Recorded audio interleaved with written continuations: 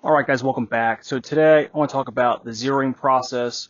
I think it's super important. I see a lot of guys kind of rush this and they get zeros that are simply inaccurate. So maybe they're a little bit high, a little bit low, left, right, whatever it is. Even by a tenth of a mil, that distance adds up over time. It compounds errors and makes their life a lot more difficult.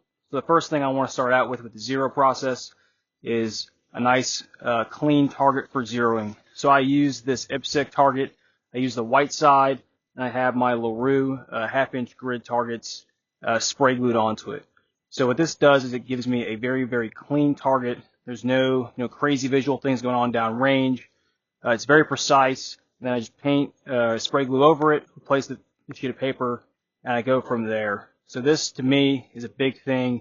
You want to zero with the optimum target for you, something that's going to decrease all those visual distractions downrange and just let you shoot your best. So I recommend the LaRue target. You can make photocopies, you can buy them, do whatever you want, but put them on a white backer, make your life easier. From there, I think the prone position is kind of the way to go. If you want to go off a bench, that's fine. Just understand you want to be getting in a consistent position every time. So I will use a mat. I will use the heavy game changer bag back here. And I got my bipod up front. So what I'm trying to do with the bipod and the game changer is make a position that requires no input from me as the shooter to keep this thing on target. From there, when I get into a good natural point of aim, I'm going to check my bipods, make sure that they are in contact with the ground. They're not going to move once I shoot, so nothing is changing. And then I will always have my Garmin chrono set up. That way, while I'm shooting, I am collecting good data on the velocity of the rifle and the ammo that I'm using, so I can keep building that data book up for this rifle. So I'm going to set this target up right now. I will go through that shot process and see how it goes. All right, so just got down behind the rifle here. I'm going to look down range. I'm going to get my natural point of aim. Okay, right now I am like muzzle at the ground. So I'm going to give this bipod some more clicks. Let's give you two more. All right, let's see what we got here. Okay, this is a little high. Now I'm just working that rear bag to get centered up. Good. I'm checking my bubble level, making sure the rifle's level. Okay, so I got the top left target there. I check my chrono. My chrono's on. Everything's set. I take a deep breath. Look back on target. I see now my reticle is just to the bottom left of that square. I'm going to come back in, center that up. Looks good. So, something to note, I'm wearing my Surefire Ear Pro. There's nothing contacting the stock like a bigger earmuff would. Got my Oakley Eye Pro. I'm a huge fan of Oakleys. They are optically correct. So, the light coming through those lenses is not getting distorted. It looks the same as I would look without lenses. However, I recommend you zero, you shoot, you do everything with the same eye pro so that you're not adding any more variables. To get ready to shoot, what I'm going to do is I'm going to pull my charging handle all the way to the rear. I don't like sending the bolt forward from bolt lock position because that is a different length of travel for the bullet feeding to the chamber, different amount of force. So you can get some differences in that first round impact. So I come all the way back, and that travel of the bolt is going to be the same for all the rounds I'm going to fire. So again, I'm eliminating variables. I'm getting consistent. All right. Okay, we are set.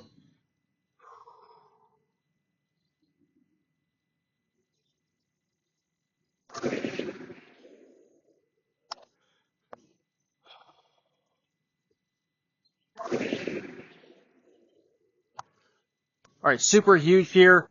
Maintain the same point of aim. It's very tempting for shooters to start to try and compensate and fix themselves. Whatever your first point of aim was, you keep that point of aim throughout the shot process.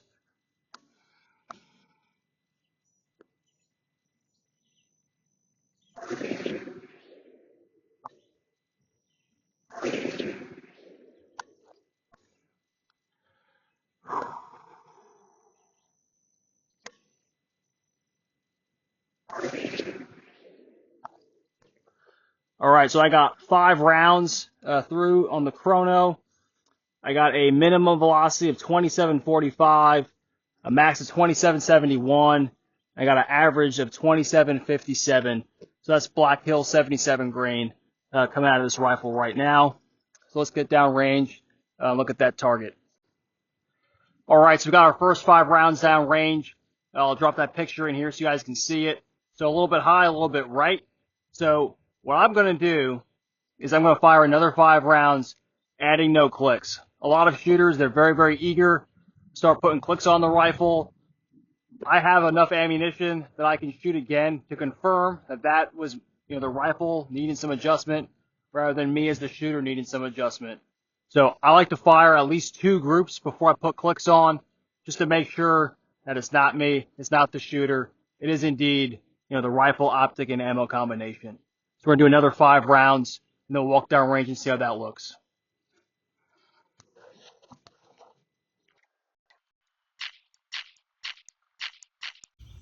Okay, so we did indeed, keep that high right position. So I'm going to now put some left clicks on the rifle. I'm going to make a bold adjustment here.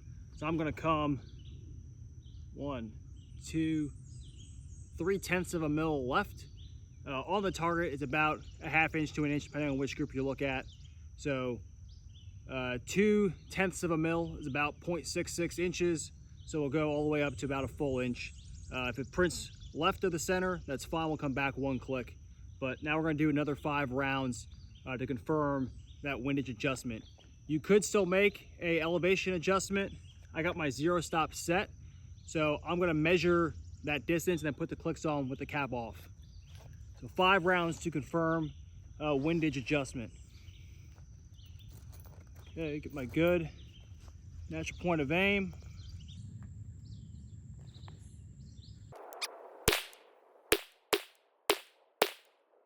All right, I can already see now we got them centered up, and now I'm going to do a hold under, make sure that what I thought was my adjustment is good for elevation, and then we'll go down range and have a look.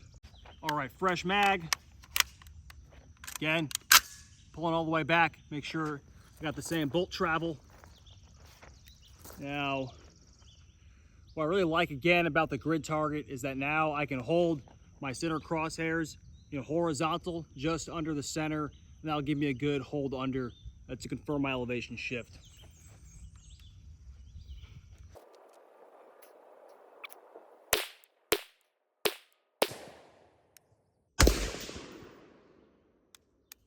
All right, let's go check that out. All right, so we can see still high, about a 1/2 inch high, a little bit to the left. So we'll take out 1 left click, so 1 click right.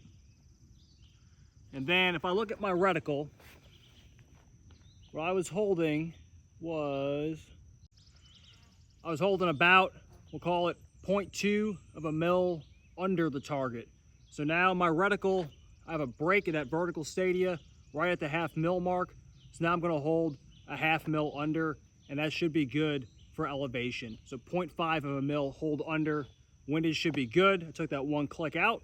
Let's do another 5 rounds.